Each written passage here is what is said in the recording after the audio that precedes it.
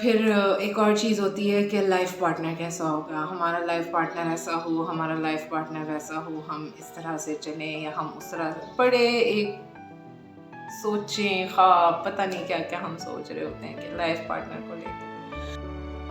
کچھ چیزوں کو اللہ کے لیے قبول بھی کرنا پڑتا ہے, کچھ چیزوں کے لیے سرنڈر بھی کرنا پڑتا ہے. لیکن جب آپ میچور نہیں ہوئے ہوتے, آپ جب گھر سے فوراً باہر نکلتے ہیں, پریکٹیکل لائف میں انٹر ہوتے ہیں, تو آپ کو لگتا ہے کہ ساری چیزیں آپ کے نظریات کے مطابق ڈھلتی جائیں. اس طرح کبھی بھی نہیں ہوتا. آپ ایک نظام کو چینج نہیں کر سکتے, آپ ایک انوائرمنٹ کو تبدیل نہیں کر سکتے. آپ نے انیشیلی اپنے آپ کا اپنا 100% دینا ہوتا ہے, آپ نے خود ایڈجسٹ کرنا ہوتا ہے. تو چھوٹی چھوٹی سی چیزیں ہیں, ان کو اگر ہم اپنے اوپر طاری نہ کریں, پھر وہی بات آ گئی کہ ڈپریشن تبھی ہوگا جب آپ اپنے نروس پہ کچھ طاری کریں گے.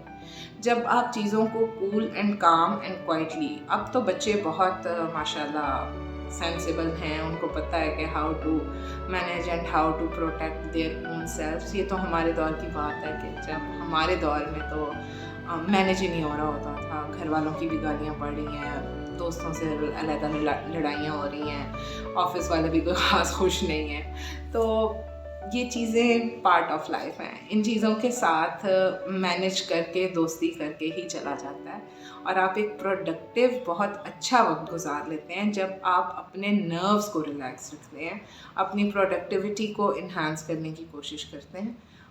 شروع میں آپ کو صرف اور صرف اپنا ان پٹ دینا ہی دینا ہے. آپ نے یہ نہیں دیکھنا کہ کیا ROI کیا ہے, ریٹرن آن انویسٹمنٹ کیا ہے, وہ بعد کی بات ہے, وہ بعد میں آئے گا.